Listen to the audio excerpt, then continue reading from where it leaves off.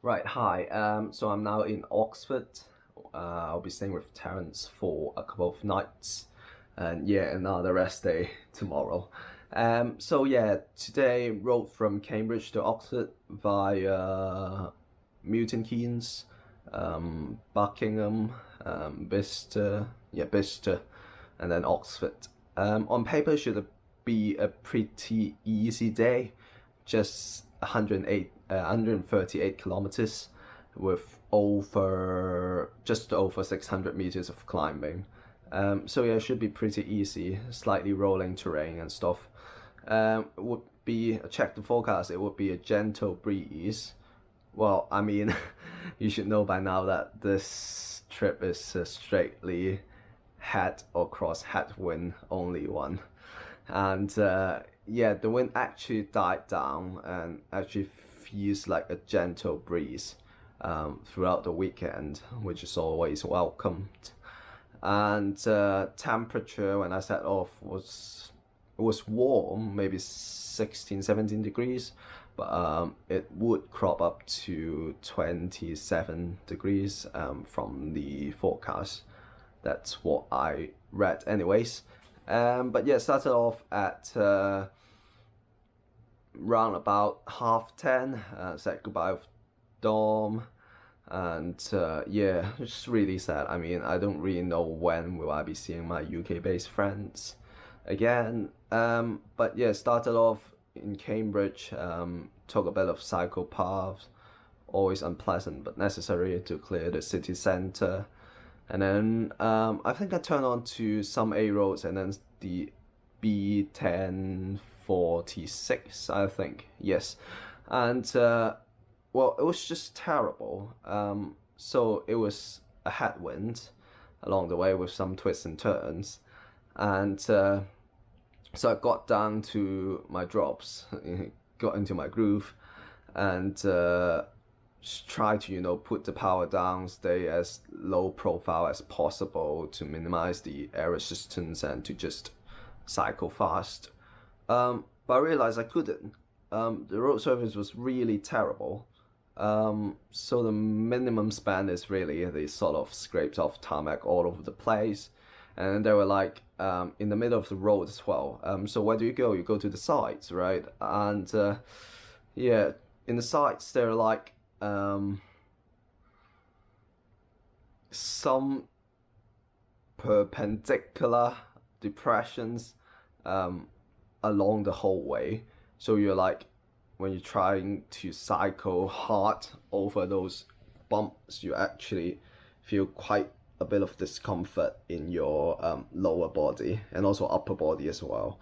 And yeah, so it was quite frustrating whenever I tried to put down the power. You just get those instant feedback from these road failures, and it was very distracting, discouraging, annoying, and yeah, I just couldn't really put down the power and get into the zone.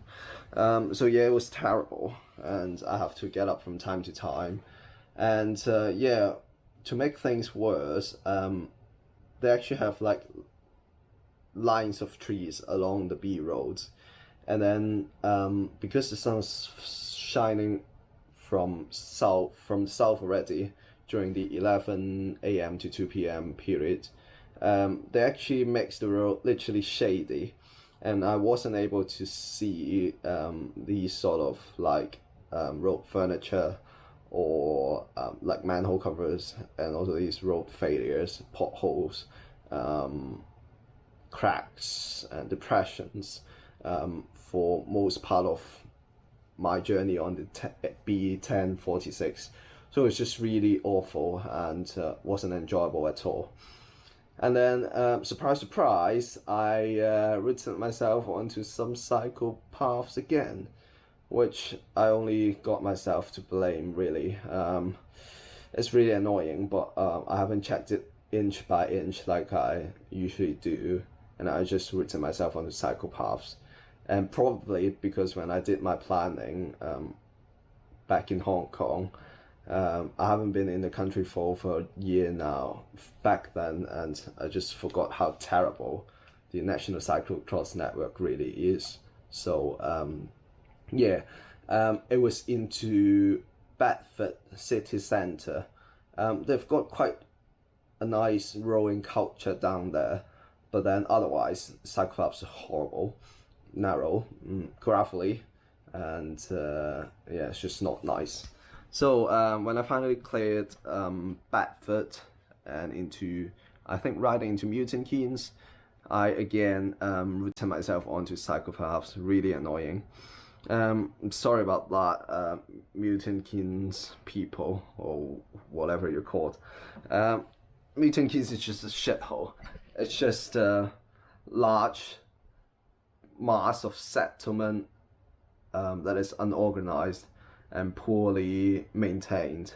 So yeah, I was riding along the Psychopaths in Milton Keynes because I think the main road is like a dual carriage one, and it was again just very rough surfaces and lots of twists and turns, and very easy to get lost and gravelly.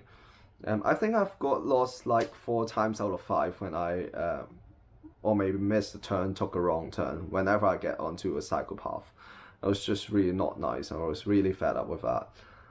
So fed up, in fact, when I saw I was rejoining the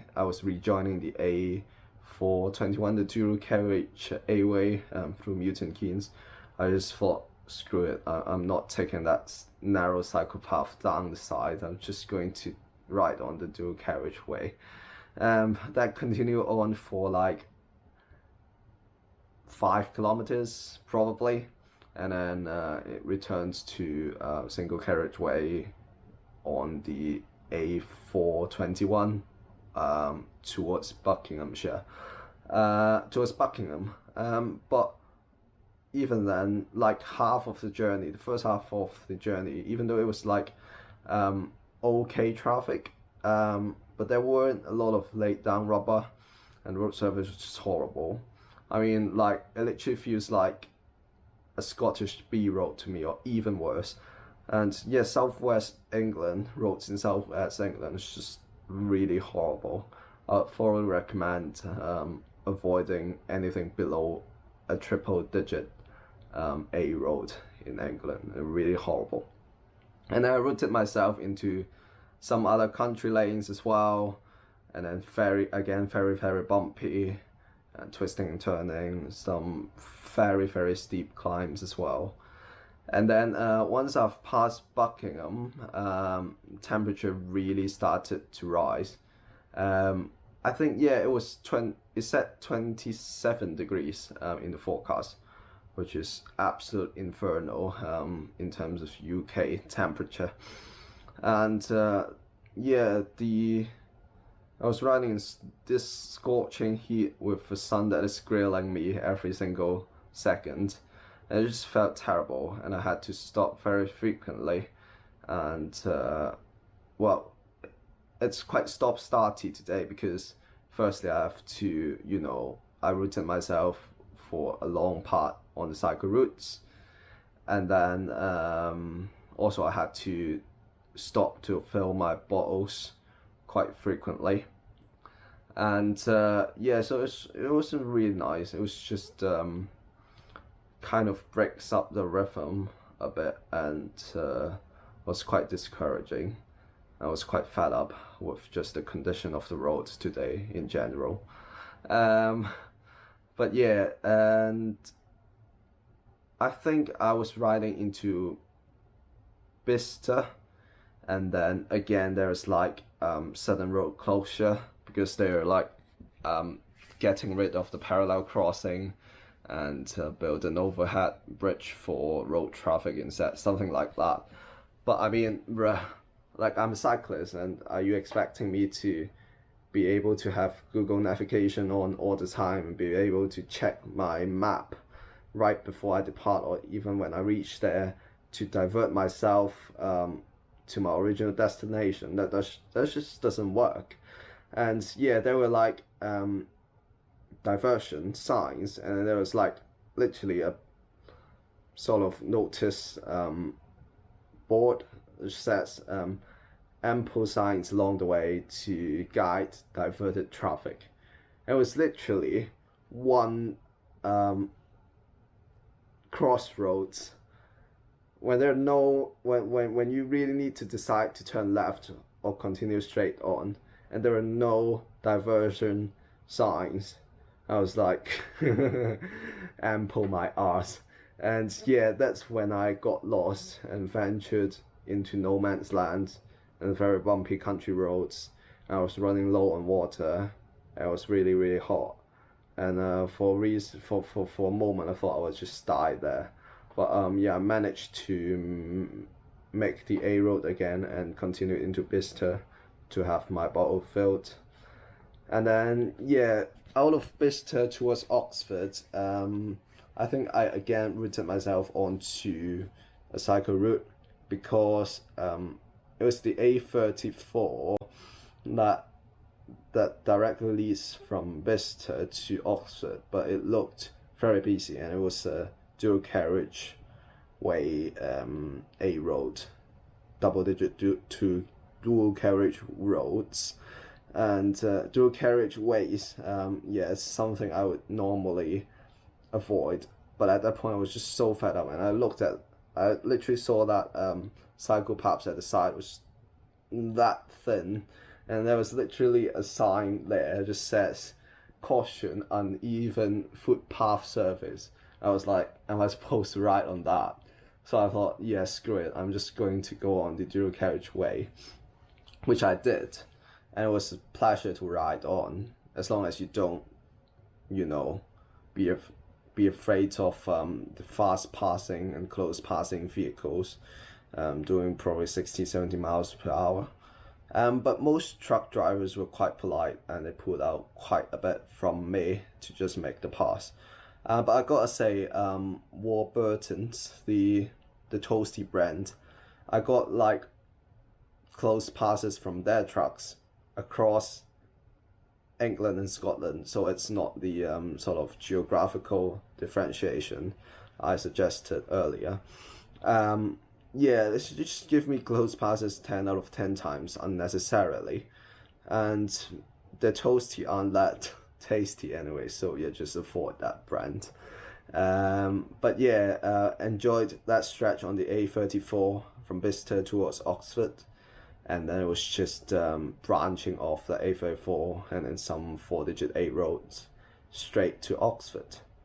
So yeah, it was surprisingly quite a tough day mentally, not being able to get into the sort of zone to put down the power, very stop-starty. But yeah, it's another day ticked off, and I'll just do my recovery now, and I'll see you guys later.